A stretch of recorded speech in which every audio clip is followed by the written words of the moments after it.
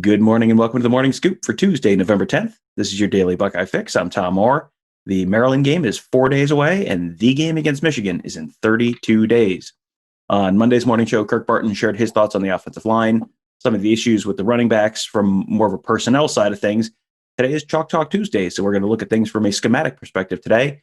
I'm joined by Buckeye Scoop's X's and O's guru, Ross Fulton. And Ross, you've got an article coming out about this later today. You wrote about the fact that there's something of a numbers issue going on with the Buckeyes in the run game. Can you explain that? Yeah, I mean, this largely stems from the fact that they clearly do not want to use Justin Fields as a runner. Absent the one time they let him run where he walked in for an easy 10-yard touchdown, which sort of proves the point of what kind of impact that would have. They obviously do not want him to run because otherwise you'd be confused thinking he's Tom Brady back there at this point. I mean, he's not really scrambling. He's not keeping on replays. And the problem is, on at least some of their plays, in particular, were, what I call tight zone, which is sort of that quick hitting, kind of aims right up the gut, is always, that was Urban Meyer's favorite play. And that's based on reading that backside defensive end who's unblocked. And if that guy doesn't have to account for the quarterback, it's very easy for him to come down and make the tackle. And Kirk diagrammed that on the site yesterday, and I have examples in my article as well. And I put examples against Nebraska too, where that guy's just squeezing down and making the tackle. And so, you can have the greatest running back in the world. That guy's still going to be tackled by a defensive end in the hole if he's unblocked and just sitting there. Now, Urban Meyer talked constantly about that numbers advantage with running the quarterback. But the flip side of that coin is, of course, he ended up using multiple quarterbacks virtually every year because of injuries. So that's not necessarily something this year's team can afford. So if they don't want to run Fields much right now, what kind of concepts can they use to move the ball on the ground instead? Yeah, I mean, I think they need to near the goal line. So I think that was good, and I think that was a good sign of how those concepts can be effective there. But just general, like between the 20s, I think we did see a lot of it against Rutgers and throughout this year, which is, much more of putting the tailback in the pistol formation, when Fields in shotgun or even when he's under center at tailback, and running more what I would call, downhill, more traditional I formation plays, which are like wide zone, which we see them run a lot of. That was Trey Sermon's, big run before he got hurt, was on that where, it's instead of, hitting inside, you're stretching the defense and letting the running back cut up field, or a play that's called duo, which you see every Sunday in the NFL now all the time. It's essentially power without a pulling guard. Everyone blocks down, the running back reads. So those both plays, that Ohio State's using increasingly two tight ends to run those. They'll bring Chris Olave in motion essentially as an edge blocker. In some ways, what it looks like is the Cleveland Browns offense, or a Kyle Shanahan offense. You see the Browns bring Jarvis Landry in to do the same things as Chris Olave's doing to set the edge. And, Ohio State's doing a lot of the same, running downhill, using a ton of play action passing, which is where the run game is still being very effective, because that's Ohio State's hitting so many passes off of play action and bootlegs. Now, on the other side of the ball, there was a lot of concern, both during and after the Rutgers game, about the Scarlet Knights scoring 24 points after halftime. They had 54 yards passing total in the first half. In the second quarter, they went 5 for 8 for 8 yards. And you don't have to pay super close attention to statistics to know that 1 yard per attempt is pretty okay for a defense. So what were the Buckeyes doing at that point to keep Rutgers locked down in that first half? Yeah, they were doing more of what you'd expect a defense to try to do, which is mix coverage schemes. They played a lot of, more so probably than I've seen this year. Throughout this year, to take a step back, they've played a lot of cover three, which is the basis of the defense. You have the deep middle of the field safety. Then after the snap, the two corners drop back. They split up the deep part of the field into thirds. Then you have the four underneath defenders. But they mixed in a lot more cover one man, which looks the same with the deep free safety, but otherwise everyone's playing man coverage. They also mix in some quarters, cover four, which sort of changes the linebacker responsibilities and basically just kept Rutgers off balance. Then in the second half, I think this is probably where you're going to. We have to break down. Obviously, a lot of those yards are on a few trick plays, but Rutgers also gained a bunch of yards on poor tackling. But putting that aside, with the amount of substituting Ohio State was doing on defense, they basically just went back to just playing all vanilla cover three, and so they became much more predictable. Yeah. I mean, that was going to be my next question. They were able to move the ball more in the second half, and there are a bunch of substitutes in there. So, is that a personnel issue? Is that a scheme issue? I mean, it sounds like the answer is maybe a combination of both. Yeah, both. I mean, Ohio State's pretty thin in the secondary, so it doesn't take much. And I will say that Marcus Hooker has graded out a champion the first 2 weeks. He had a rough game on Saturday in terms of missing some tackles that, that last line of defense, if you miss them, we saw that against Clemson too. I mean, it was easy. People took for granted basically that Jordan Fuller would not give up those kind of plays. And so you miss that tackle, a 20-yard gain turns into a 60-yard gain. And that's how opponents score touchdowns. Ohio State philosophically is happy to give up those 8-yard completions as long as they tackle, counting on teams not going to be able to move the ball. But so you put that together with, some confusion on some of the trick plays and a lot of guys substituting in and out. And you sort of get kind of a messy second half, for lack of a better word. I do think that Ohio State's really, given how thin they are in the secondary, I think they really need to lock in their personnel. In particular, I think Josh Proctor has to be on the field more. I mean, he continues to grade out a champion, which I think is appropriate.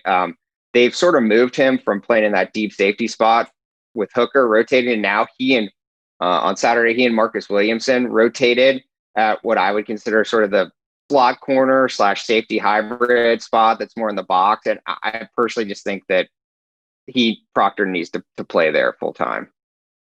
Yeah, I mean, my next question was about the upcoming game against Maryland, and that looked like a layup a couple weeks ago when they were getting bombed by Northwestern week 1.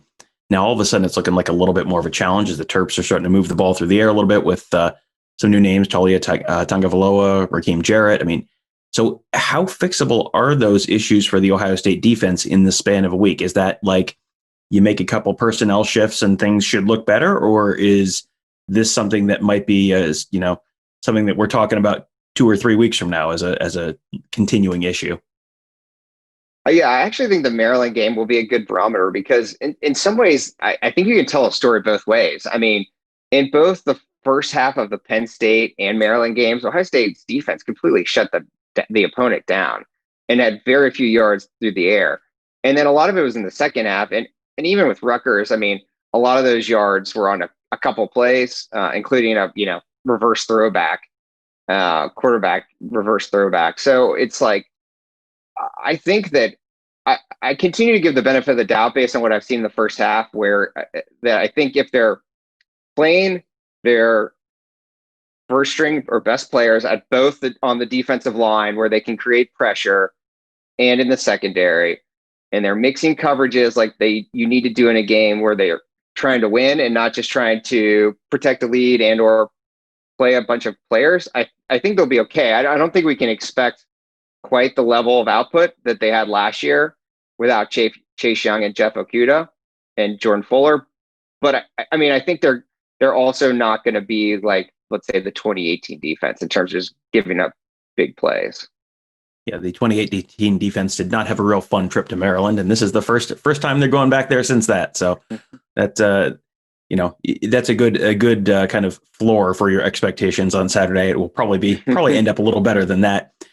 We don't want to make this show all about bad news. Ohio State is 3-0 and ranked in the top 5 of the country and seemingly in line for a playoff berth if they just keep doing what they're doing. So let's talk a little bit about the Ohio State passing game. It has been nuts the first couple weeks.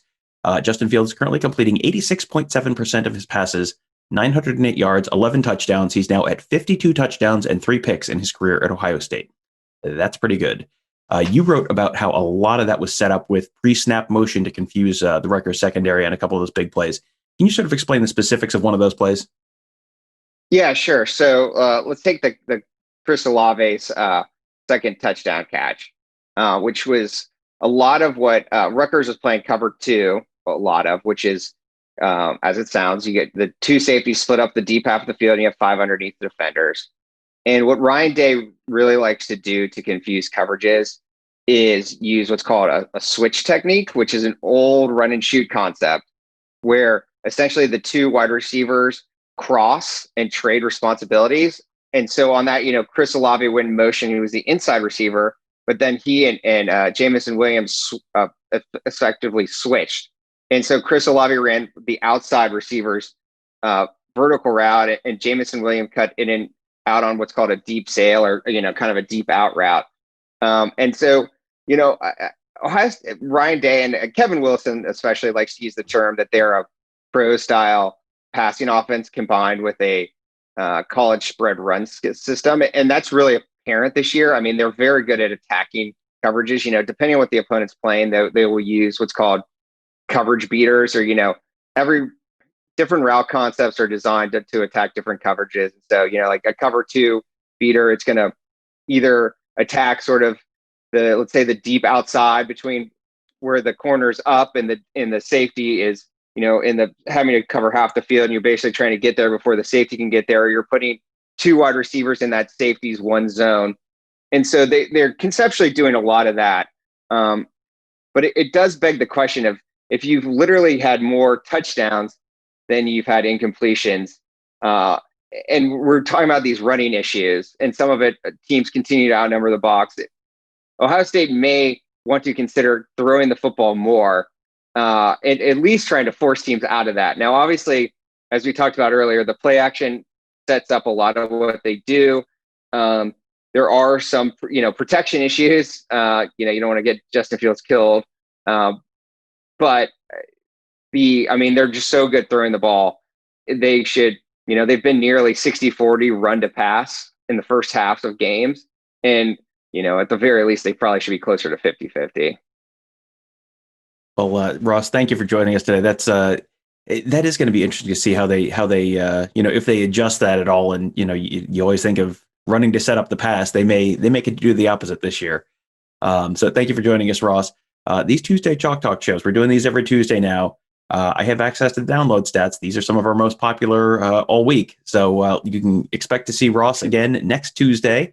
If you guys have specific shows you like or want to see more of, great way to let us know. Leave us a 5-star rating and review and say, hey, I love those Tuesday Ross Fulton Chalk Talk shows. Or, hey, I love it when you have Tony Gerderman on, or have Phil Steele on again, or whatever. Like that's a great way to let us know exactly what you want to hear on these shows, because I'm not doing these shows just to hear myself talk. This is for you to hear what you're interested in hearing. So make sure you leave us a 5-star rating review on Apple Podcasts, Google Podcasts, SoundCloud, Spotify, wherever you get your podcasts.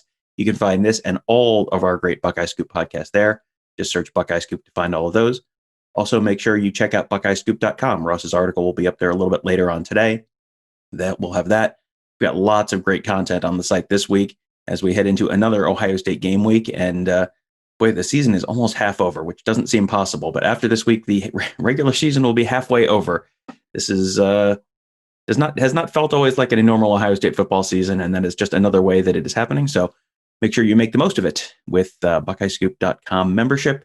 Might be a good thing to think about. Christmas is coming up. Might be a good thing to think about as a potential gift for someone for the Buckeye fan in your life. So one more thing to think about. So thank you guys all for listening today. Have a great day. We will talk to you tomorrow.